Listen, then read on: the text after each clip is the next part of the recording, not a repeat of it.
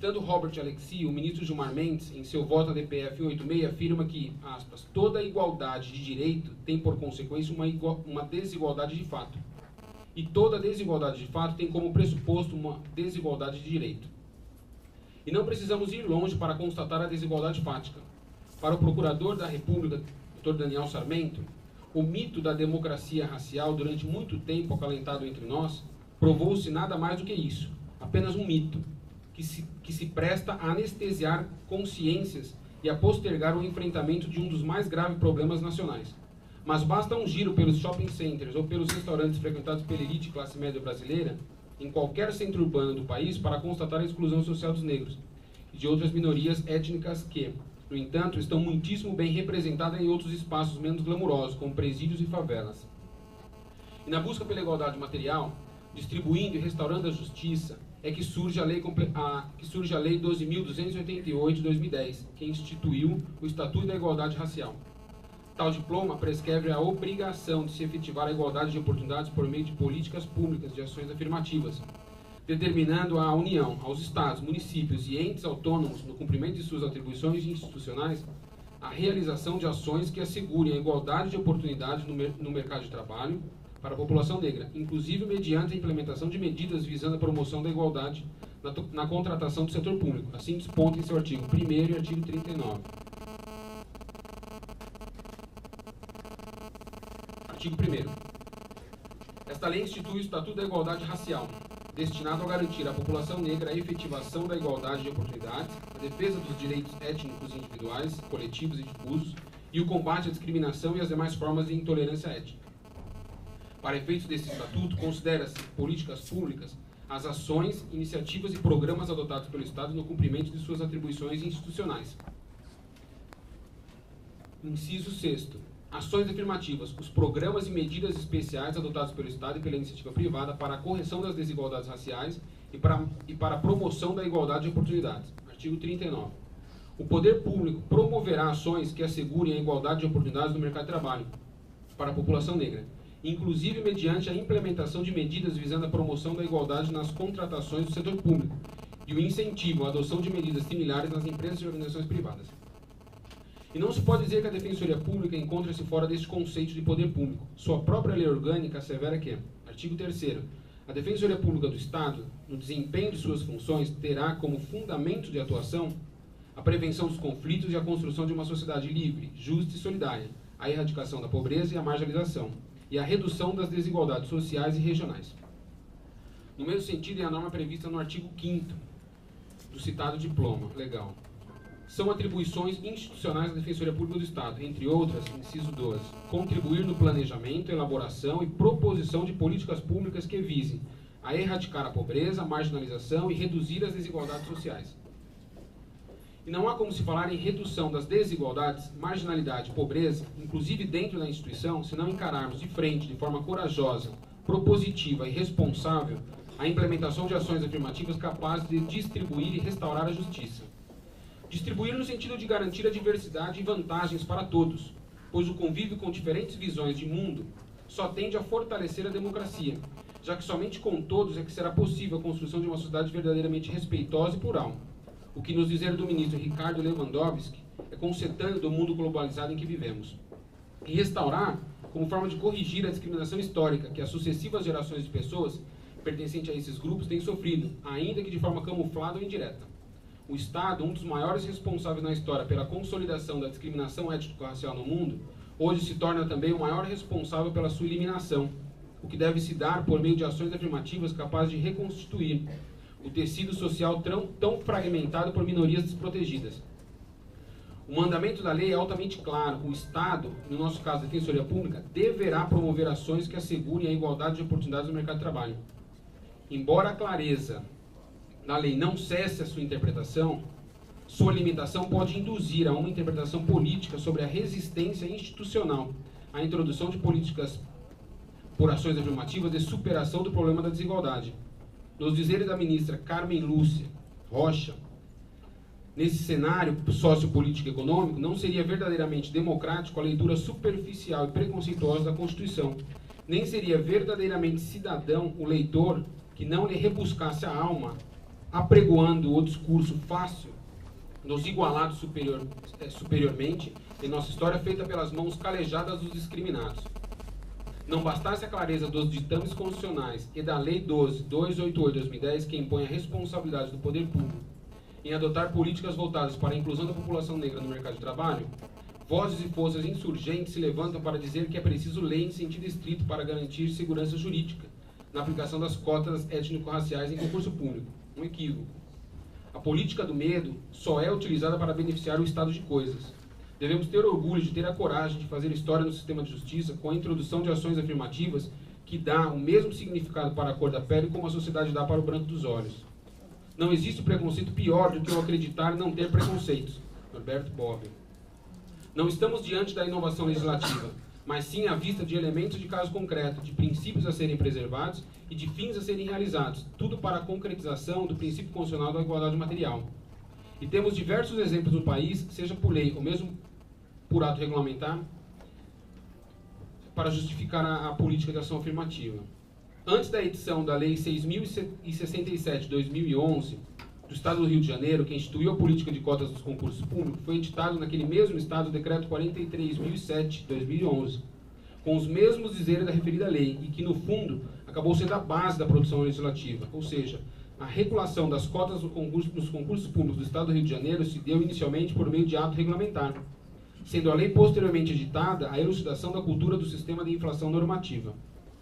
Em São Paulo tivemos uma similaridade de conduta. Ao mesmo tempo que o governador encaminhou o projeto de lei complementar 58 de 2013 à Assembleia Legislativa, editou o decreto 59.900 de dezembro de 2013, que instituiu o Programa Estadual de Inclusão alusivo à participação de pretos, pardos e indígenas em concursos públicos, remetendo a sua efetividade à lei complementar. Referido projeto de lei ainda não foi aprovado, e após o resultado das eleições estaduais desse ano de 2014, o cenário demonstra que não será fácil, muito menos breve, a aprovação desta norma que diz respeito à proteção dos direitos humanos da minoria. Mas outros exemplos temos a seguir. O Senado Federal, em maio de 2014, por sua vez, aprovou por resolução a reserva de 20% das vagas para pretos em concursos públicos, recomendando o cumprimento de cotas também para funcionários que desempenham função de confiança. A medida foi adotada pelo Senado Federal no momento da aprovação da Lei 12.990 de 2014, eis que referida a lei tão somente estabeleceu para a administração pública federal, autarquias, fundações públicas, empresas públicas e sociedades de economia mista controladas pela União.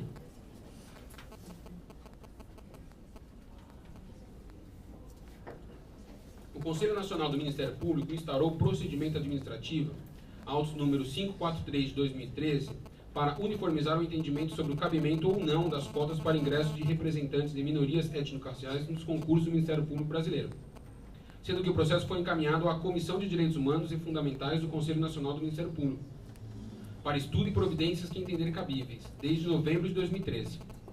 O Procurador da República, Dr. Daniel Sarmento, integrante da referida comissão, emitiu parecer em conjunto com o Grupo de Trabalho sobre Enfrentamento do Racismo e Promoção de Diversidade Étnica e Cultural do Conselho Nacional do Ministério Público e a 6ª Câmara de Coordenação e Revisão do Ministério Público Federal, onde afirma que as políticas de ação afirmativa podem ocorrer em diversas esferas, e uma delas é o caso de acesso às funções públicas. É certo que a Constituição brasileira prevê que o acesso a cargos ou emprego público depende de prévia aprovação em concurso público, mas é perfeitamente possível incorporar aos critérios que, ao lado da análise da competência dos candidatos, busquem também a promoção da igualdade substantiva e da diversidade racial. Nada obstante, quando desacompanhados de medidas focadas na promoção da igualdade material e do pluralismo, os concursos podem apresentar as mesmas patologias que as provas de vestibular em nome de uma suposta meritocracia. Cega as desigualdades de oportunidade, tais mecanismos de seleção podem prestar à preservação de um status quo de exclusão e assimetria. Daí porque deve-se afastar o temor de que a introdução de políticas de ação afirmativas dos concursos para o Ministério Público possa comprometer a eficiência da atuação ministerial, em razão da admissão de membros e servidores supostamente menos qualificados. Como assinalado acima, o pluralismo e a diversidade no campo de recursos humanos tendem a favorecer não só a legitimidade, como também a eficiência da instituição que deles se beneficia. Ora, se a Constituição pode ser aplicada diretamente pelos poderes públicos, independentemente de qualquer mediação concretizadora da lei, parece evidente a possibilidade de edição de ato normativo pela administração, que pautem esta aplicação, seja para concretizar o sentido de normas constitucionais, seja para definir os procedimentos tendentes à viabilização da sua incidência. Desta maneira, por um lado, não se compromete a força normativa da Constituição, evitando-se que ela se torne refém da inércia do legislador, e por outro, prestigia-se a igualdade, ao garantir a uniformidade na aplicação dos ditames constitucionais, como a segurança jurídica, ou ao assegurar-se uma maior previsibilidade das ações estatais voltadas à concretização da lei maior. Os princípios constitucionais que fundamentam a política de ação afirmativa desfrutam de plena força normativa e não dependem de edição de lei formal para surtir seus efeitos. Daí porque tais políticas podem ser instituídas por instrumentos normativos diversos da lei formal, que terão na própria Constituição seu fundamento de validade. Nem se argumenta que o caso dos concursos públicos seria diferente, porque apenas a lei formal pode estabelecer os requisitos de acesso a cargos públicos, emprego ou função, a teor do disposto no artigo 37, inciso 1º da Constituição. É que as políticas de ação afirmativa não instituem requisitos para o acesso a cargo público. Diante de uma política de ação afirmativa, como a instituição de cotas sociais, os interessados que não se enquadrarem na categoria dos beneficiados do programa não ficam impedidos de participar do certame. O Conselho Nacional do Ministério Público pode ditar normas primárias, especialmente em hipótese em que o exercício do seu poder normativo se volte à concretização de princípios constitucionais, como ocorre no caso das políticas de ação afirmativa nos concursos do Ministério Público. Esta tem sido a clara orientação do STF em relação ao poder normativo do CNJ, que tem a mesma extensão e natureza do que foi concedido pela emenda constitucional ao Conselho Nacional do Ministério Público. Como já destacado anteriormente, ao apreciar a validade da resolução número 7 do Conselho Nacional de Justiça, que vedara o nepotismo no âmbito do Poder Judiciário, o STF reconheceu a possibilidade de edição de atos normativos fundados diretamente na Constituição. Fecha aspas. Com esses fundamentos, o ilustre jurista do Ministério Público Federal encerra seu parecer ao Conselho Nacional do Ministério Público, afirmando que, aspas, pode-se concluir no sentido de ampla constitucionalidade da instituição de políticas de ação afirmativa nos concursos para membros e servidores do Ministério Público, já que, além de prestar-se a promoção dos direitos dos negros e indígenas que viessem a ocupar os cargos do MP, a implementação de tal política fortaleceria institucionalmente o Ministério Público, por ampliar sua legitimidade social e aparelhá-lo para atuar mais e melhor em favor dos interesses de grupos étnicos e sociais vulneráveis e historicamente estigmatizados. A sociedade brasileira teria muito a ganhar com um Ministério Público de composição mais plural e menos elitizada, integrado por membros e servidores de todas as raças e, portanto, presumidamente dotado de uma sensibilidade mais aguçada para os problemas que afligem as camadas inferiores da nossa população. O Conselho Nacional detém competência para normatizar essa questão. Na mesma linha de regulamentação do tema, a Associação dos Juízes para a Democracia, entidade civil que tem por objetivos primaciais a luta pelo respeito absoluto e incondicional aos valores jurídicos próprios do Estado Democrático de Direito e pela defesa da independência judicial, emitiu nota em 6 de 8 de 2014 intitulada O Momento para Discutir as Cotas Raciais no Judiciário. O objetivo é a introdução de ações afirmativas por meio de cotas nos concursos de ingresso à magistratura, afirmando que, é bem verdade, políticas de cotas nas universidades que podem ampliar o acesso de pretos e indígenas à formação jurídica, imprescindível ao ingresso na carreira de magistrados. Todavia, trata-se de ação isoladamente insuficiente, na medida em que os concursos para os cargos de juiz e direito apresentam etapas, especialmente a fase oral, sujeitas à subjetividade dos membros das bancas julgadoras, que em sua maioria é formada por pessoas brancas que ocupam a quase totalidade do judiciário brasileiro, compartilhando uma visão do mundo que nem sempre conhece o histórico de colonizado da imensa maioria excluída da carreira. A nota vem em resposta à divulgação pelo Conselho Nacional de Justiça em junho de 2014 dos dados coletados para o primeiro censo do Poder Judiciário, realizado em todo o país, onde foi possível constatar que apenas 14% dos juízes de direito se declaram pardos, 1,4% dos juízes se identificam como pretos e 0,1% se declaram indígenas, o que contrasta com os 84,5% que se declaram brancos. Na Defensoria Pública, a realidade não é outra. Os dados coletados para a realização do terceiro diagnóstico da Defensoria Pública, que atualizou o perfil dos defensores públicos até o ano 2009, constataram que somente 2,2% dos defensores públicos estaduais se declaram pretos, 18% se declaram brancos e 1% indígenas, sendo que o número pardos e 1% indígena, sendo que o número de defensores públicos autodeclarados brancos chegam ao patamar de 73,3%. Por óbvio que muitas vezes esses números são apagados por uma cegueira psicossocial, que a desigualdade racial já está naturalizada na nossa sociedade. De tanto conviver com ela, desde a sua primeira infância, o brasileiro mediano muitas vezes perde a capacidade crítica de percebê-la como uma grave injustiça. Socializado nesse contexto, ele passa a ver tal quadro como absolutamente natural e internaliza inconscientemente a ideia de que o normal é que o negro ocupe as posições subalternas na sociedade, de que as mulheres negras sejam empregadas domésticas, mas nunca promotoras de justiça, de que os negros sejam trabalhadores braçais, mas nunca procuradores da República. Citação do trecho do Dr. Daniel Sarmento do parecer ao Conselho Nacional do Ministério Público.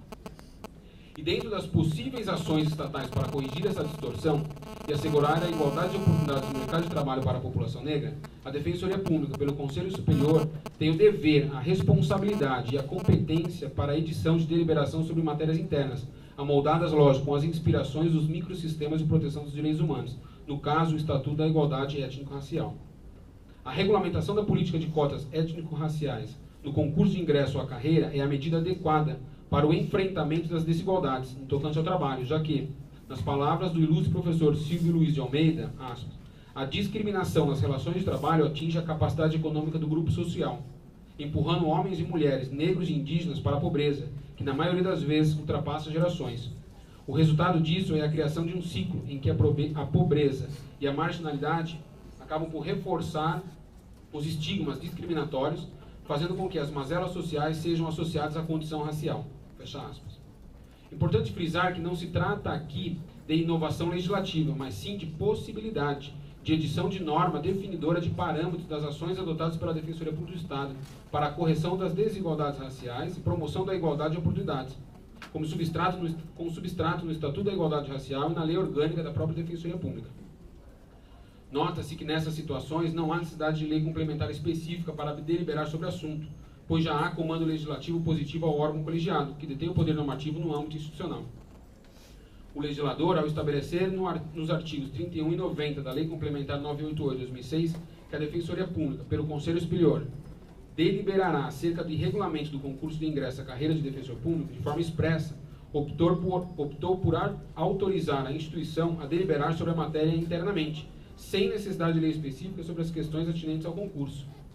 Em sua obra Curso de Direito Constitucional, o ministro Gilmar Mendes afirma, aspas, assim, afigura-se razoável entender que o regulamento autorizado intra-legem é plenamente compatível com o ordenamento jurídico brasileiro, podendo constituir relevante instrumento de realização da política legislativa, tendo em vista considerações de ordem étnico-econômica administrativa.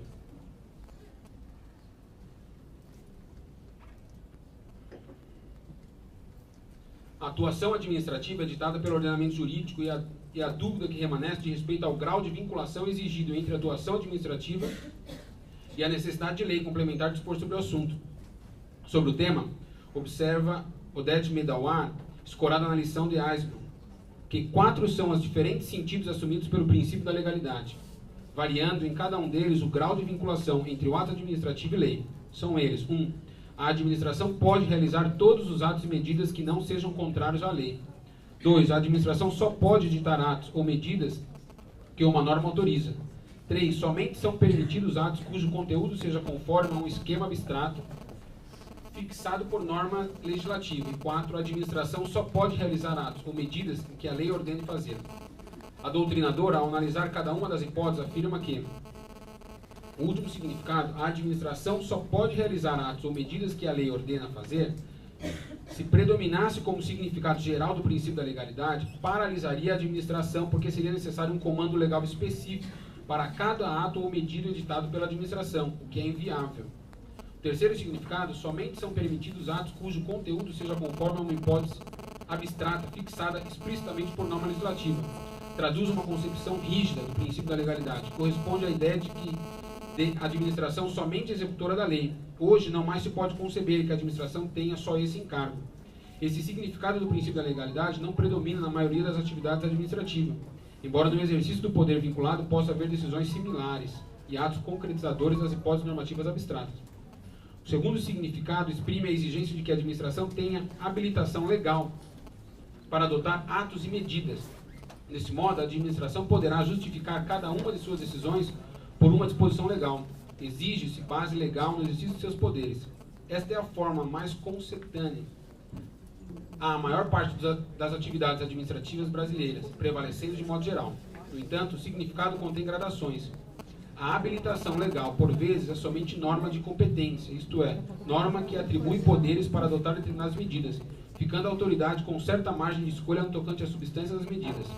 Por vezes, a base legal expressa um vínculo estrito do conteúdo do ato ao conteúdo da norma, ou às hipóteses ali arroladas. Em geral, nas medidas de repercussão mais forte nos direitos dos cidadãos, há a vinculação mais estrita da medida administrativa ao conceito das normas. Fecha aspas.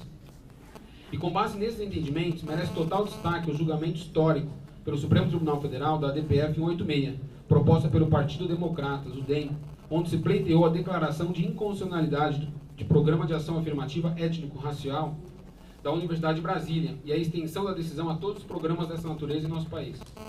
E a resistência não partiu somente deste partido político. Vale destacar o que o ministro Gilmar Mendes chamou de acarto de 113 intelectuais brasileiros, entre eles Ana Maria Machado, Caetano Veloso, Ferreira Goulart e Ruth Cardoso, onde afirmaram que o racismo contamina profundamente a sociedade quando a lei sinaliza às pessoas que elas pertencem a determinado grupo racial, que seus direitos são afetados por esse critério de pertinência à raça.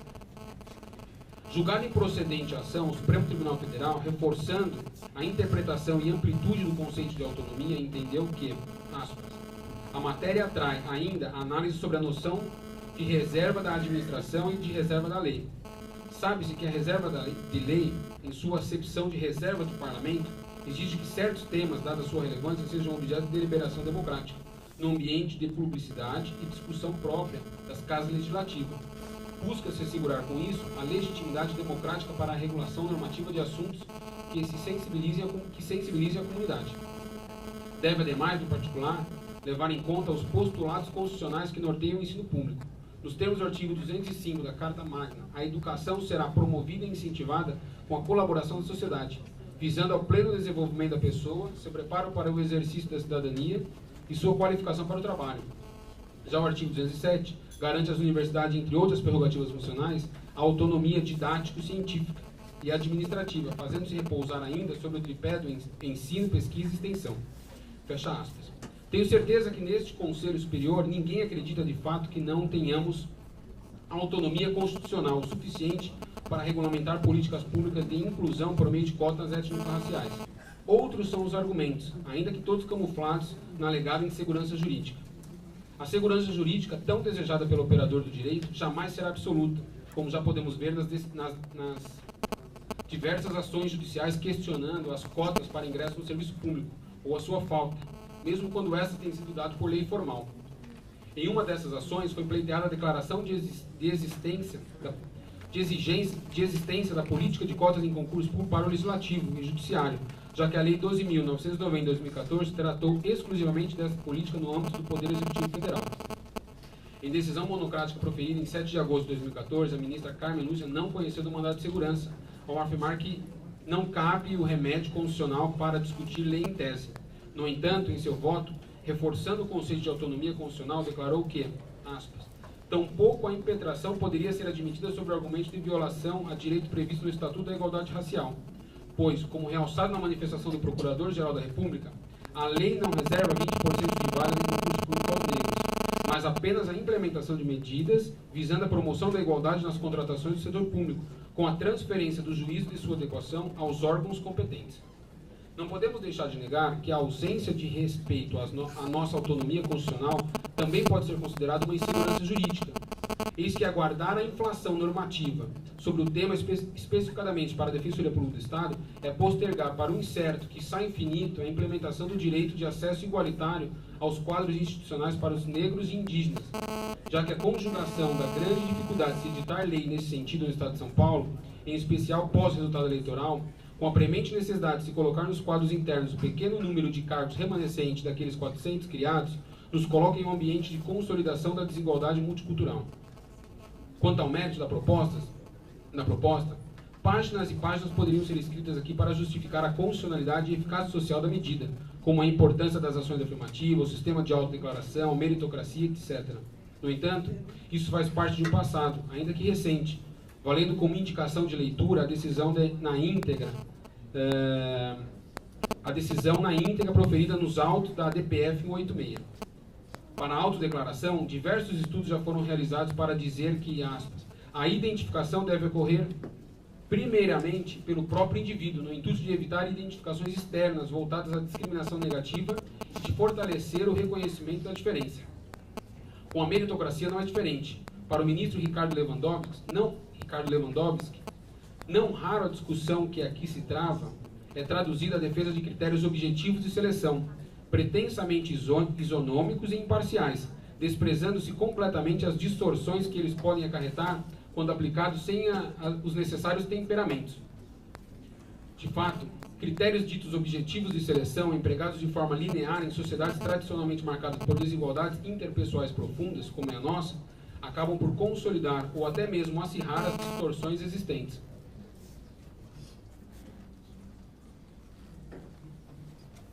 As reflexões de Renato Santos de Souza, na Universidade Federal Santa Maria, no Rio Grande do Sul, no artigo Desvendando a Espuma, o Enigma da Classe Média Brasileira, quando falou sobre o programa Mais Médico, pode servir aqui com as adaptações desse relator para a seara jurídica.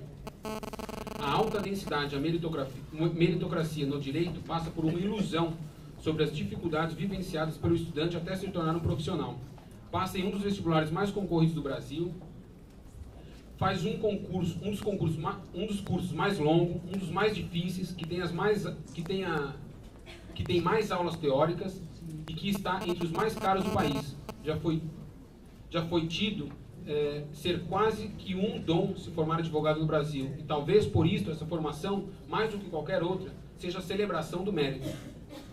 Após tudo isso, ainda tem-se que sujeitar em regra a um curso preparatório, altamente caro, muitas vezes por anos, e sem nenhum suporte do poder público, diferentemente do suporte recebido na universidade pública gratuita que cursou. Supõe-se desta forma que não se pode aceitar que qualquer um que não demonstre ter tido os mesmos méritos desfrute das mesmas prerrogativas que os profissionais formados aqui. Para o citado escritor, a meritocracia dilui toda a subjetividade e complexidade humana na ilusória e reducionista objetividade dos resultados e do desempenho. O verso Cada um de nós é um universo, do Raul Seixas, pérola da concepção subjetiva e complexa do humano, é uma verdadeira aberração para a meritocracia. Para ela, cada um de nós é apenas um ponto em uma escala de valor, e a posição e o valor que cada um ocupa nessa escala depende dos processos objetivos de avaliação.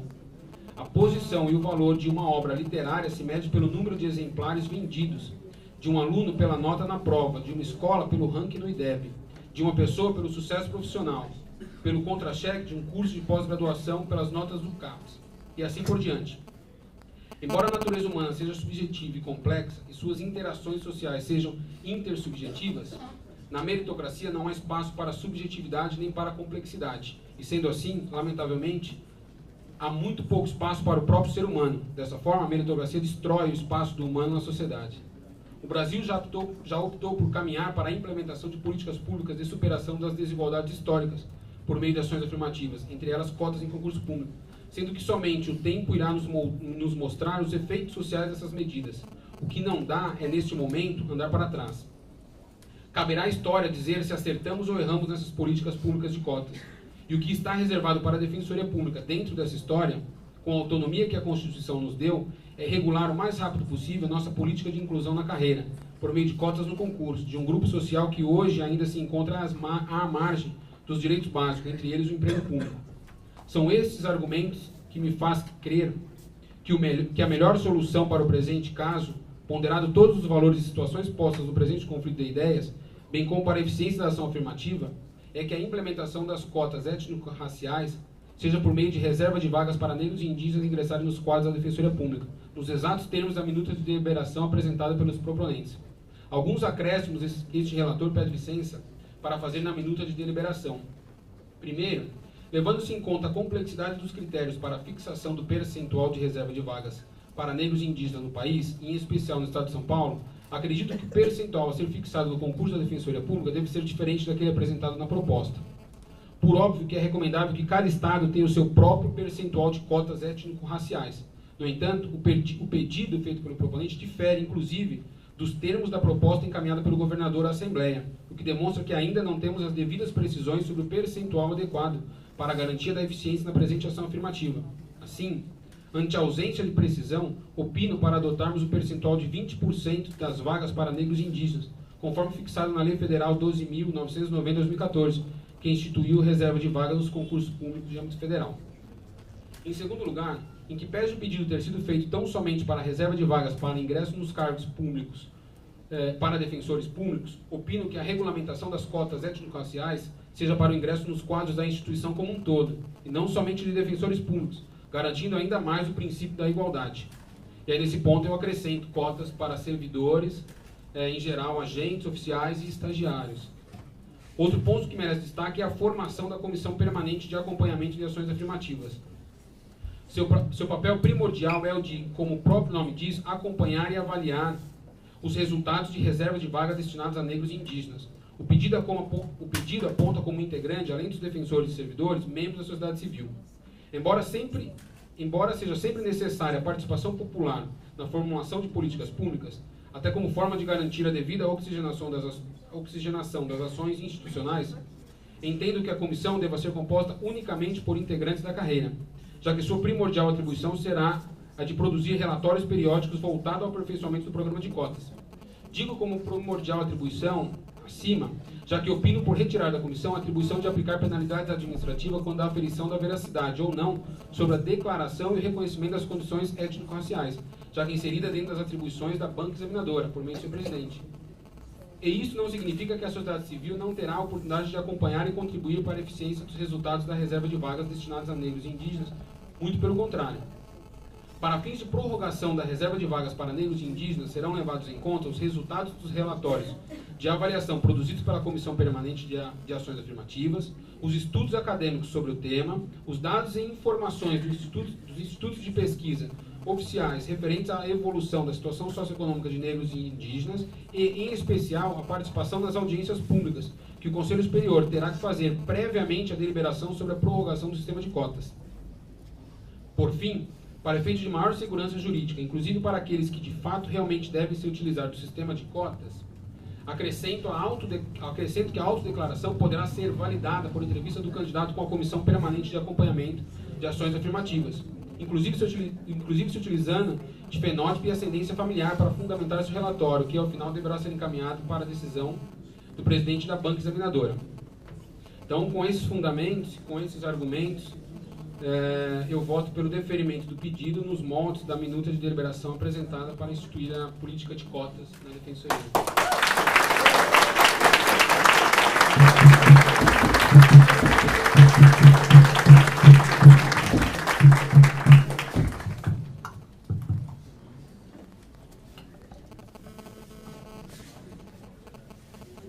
Eu vou até abrir para inscrição.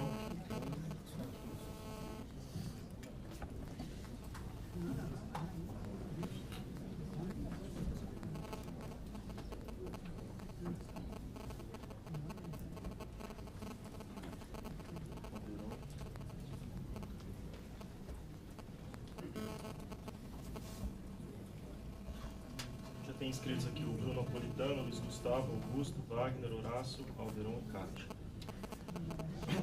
Eu queria antes, primeiro, cumprimentar e agradecer todos que contribuíram diretamente para esse processo democrático, que foi a tramitação desse processo aqui no Conselho, que contou com consulta e audiência pública já realizadas. Especialmente, eu queria cumprimentar aqui até pelo material trazido ao processo, o Conectas Direitos Humanos, o JUSDH, o Instituto Luiz Gama, o CERT, Educaf, o Instituto Social Afro Brasil, o Conselho Consultivo da Ouvidoria e o nosso núcleo de discriminação da Defensoria Pública.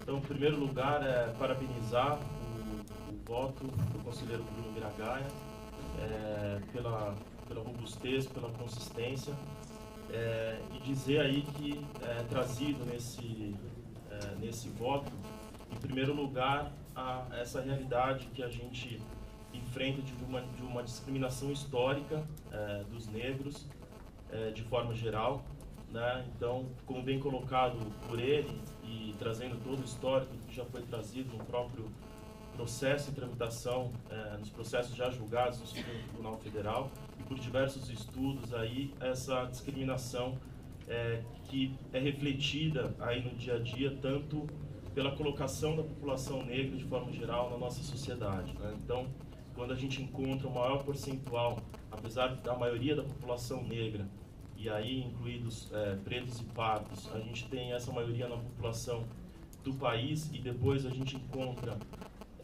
um número maior, um percentual maior de analfabetos, de população carcerária, onde essa população acaba incidindo. E pelo contrário, a gente encontra cada vez um percentual menor de negros no ensino superior, apesar dos avanços aí da última década, em cargos representativos, em carreiras públicas, o que não é diferente na Defensoria Pública, até pelo que foi trazido aqui pelo voto do Miragaia, que traz o Diagnóstico Nacional da Defensoria Pública, que é realizado pelo IPEA, pela Secretaria de Reforma Judiciária e pela ANADEP, que mostra que a gente tem cerca de 2,5% de pretos e 1,1% de índios na instituição Defensoria Pública em todo o país. Então, aí a necessidade da gente reverter esse quadro por medidas de diversas ordens, né, de diversas facetas aí de políticas públicas, tendo em primeiro lugar medidas compensatórias mesmo para resgatar e para reverter esse quadro discriminatório, além de medidas de cunho de justiça distributiva, de pluralidade e de busca por uma igualdade não apenas formal, mas material, para que a gente consiga reverter esse quadro. Então, acho que isso foi muito bem colocado aqui nesse voto, já é de conhecimento, acho que de todos, principalmente das pessoas que estão aqui, que na sua maioria militam também nessa área, e mostra que também no âmbito das carreiras jurídicas, e acho que principalmente no sistema de justiça, o STF também já se manifestou e tem em sua maioria, até por aprovação por unanimidade, primeiro já havia decidido sobre a constitucionalidade de políticas afirmativas de cunho étnico-racial. Isso já havia, isso já é antiga, essa decisão do Supremo, e agora, mais recentemente, não tão recente assim, a gente teve a decisão da DPF 186, onde também por unanimidade, quando se discutia as cotas na UNB, foi colocado com muita precisão a possibilidade de implementação não apenas das cotas de ações afirmativas, mas também e principalmente por meio de medidas infralegais, de atos regulamentadores, para aqueles órgãos, para aquelas instituições que possuem autonomia administrativa, funcional, da forma como a Defensoria Pública possui, assim como as universidades. Então, como bem colocado aqui, a gente tem todo o ordenamento jurídico colocando, fazendo a interpretação da igualdade material e da igualdade formal, e daí a dispensa da necessidade de uma lei formal para essa aprovação, e no próprio Estatuto da Igualdade Racial, onde a gente encontra a previsão não apenas de observação a essa medida, mas de um mandamento para o Estado como um todo, e aí envolvendo todas as instituições com autonomia, para que realizem e avancem na busca dessa igualdade formal. Então, desde já, e aqui passando a palavra aqui para os próximos integrantes, declaro aqui meu apoio ao voto aqui do Bruno Miragaia. Né? Acho que a gente precisa realmente,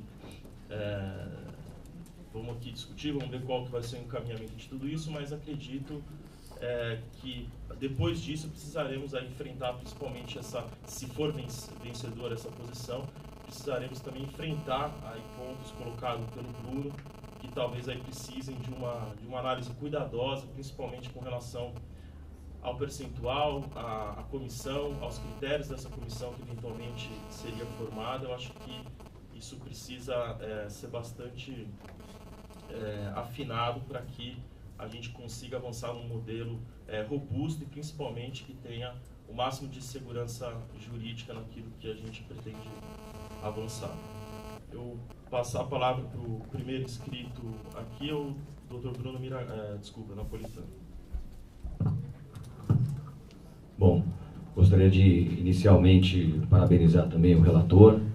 O voto realmente trouxe para a gente uma solidez para que esse conselho possa avaliar com tranquilidade todos os argumentos que circundam a proposta e, assim como colocado pelo defensor público geral, eu também me convenci de que o cenário jurídico é plenamente satisfatório para aprovação dessa alteração interna na Defensoria Pública para a inclusão dos negros e indígenas, né, no sistema de cotas para concurso público. Queria aqui saudar e dizer que é uma grande satisfação participar de um evento como esse, na medida em que em outras ocasiões esparsas tivemos esse auditório e essa Defensoria Pública tomada por representantes da sociedade de segmentos vulneráveis. Me recordo aqui, quando tivemos o curso de Educação em Direitos, que diversas pessoas em situação de rua foram convidadas para participar aqui do evento. E aqui pudemos efetivamente concretizar a democracia e discutir juntos alternativas para se ampliar o rol de oportunidades da população naquele momento, daquele segmento, e hoje desse segmento que nós recebemos. Também me recordo, vendo aqui a Educafro presente, em 2007, quando fui convidado para participar de um evento que era realizado pelo cursinho para concurso público, e ali me convidaram para conhecer o cursinho de vocês, e identifiquei ali uma oportunidade que era criada para aqueles que quisessem tentar adentrar aos cargos públicos.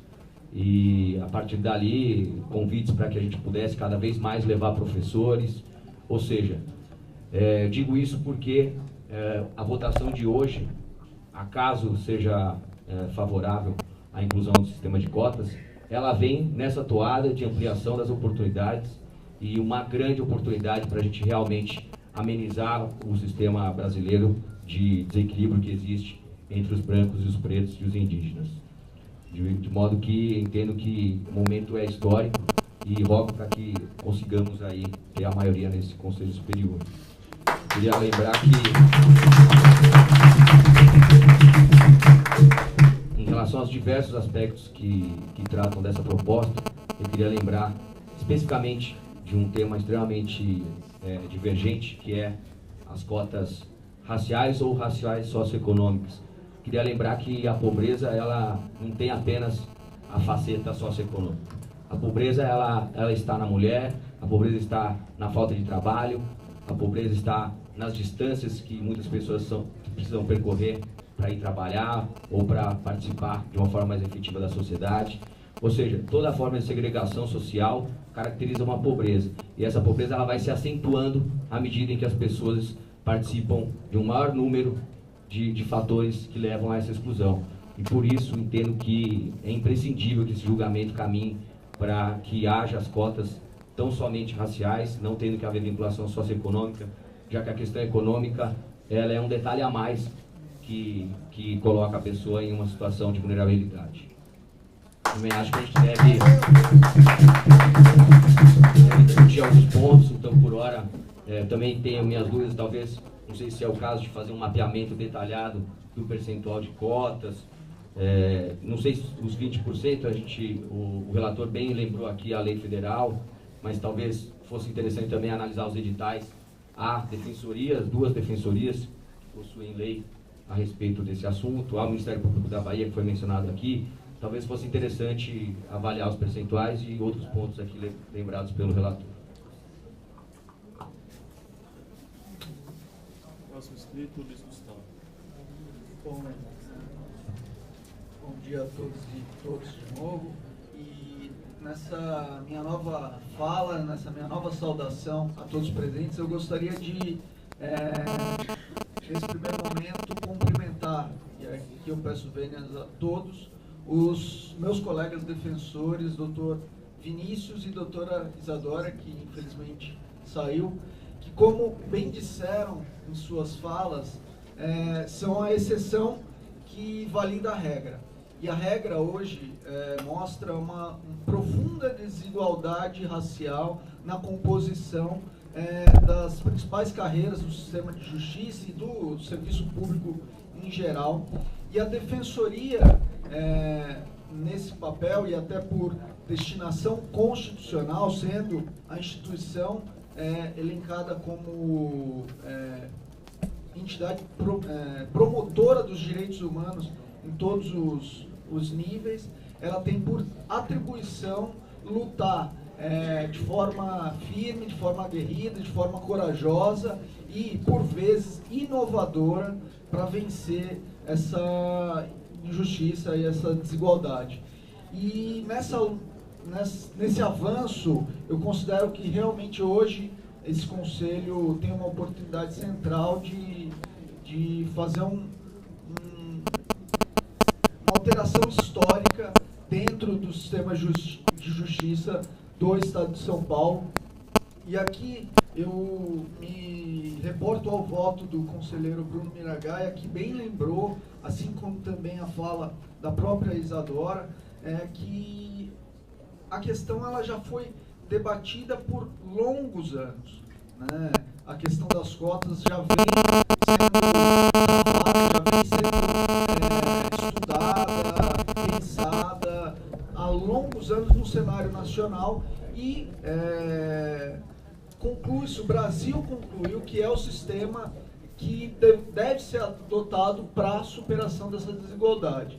E nesse sentido, eu concordo que a gente tem autonomia sim, porque a nossa autonomia, além de ter previsão legal, constitucional, ela é ancorada nos próprios ditames de isonomia material da Constituição, e mais do que isso, ela, na matéria, ela vem também da própria lei que instituiu o Estatuto da Desigualdade Racial, da Igualdade Racial, né? Assim, quanto à questão central, que é a possibilidade de instituir as cotas no concurso público da Defensoria Pública do Estado de São Paulo por deliberação desse Conselho, eu voto com o relator, já vou aqui adiantar meu voto quanto a isso, em que pese, assim como o conselheiro Bruno, também acho que a gente deve estudar a minuta trazida por ele para que possamos detidamente analisar e construir um sistema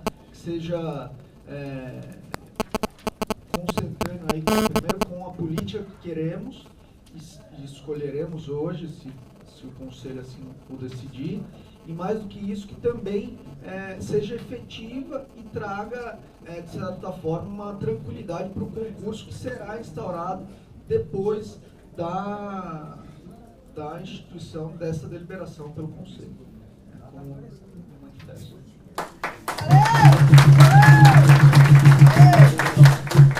Vou pedir mais uma vez aqui, por favor, para a gente evitar as manifestações e respeitar até o teor das manifestações que foram ser trazidas aqui no Conselho.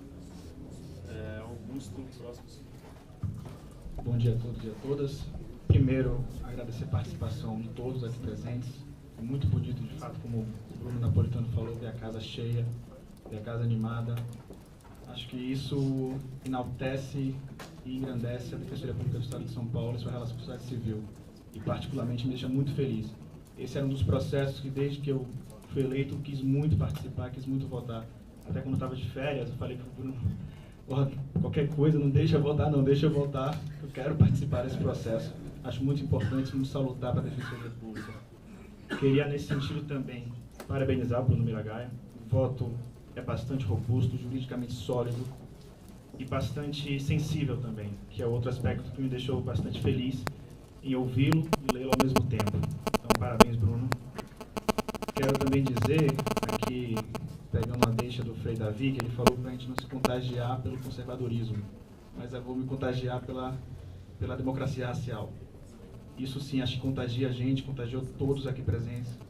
E nesse sentido, tenho que dizer que as cotas, antes de mais nada, eram extremamente importantes. Tem um fator histórico. O fator histórico foi assodado por todos. São 500 anos no Brasil em que há uma discriminação de negros e indígenas. E isso é evidente. É evidente, por exemplo, eu nasci e cresci na capital mais negra do Brasil, que é Salvador. E assim como o Vinícius, fiz a Universidade Federal de lá.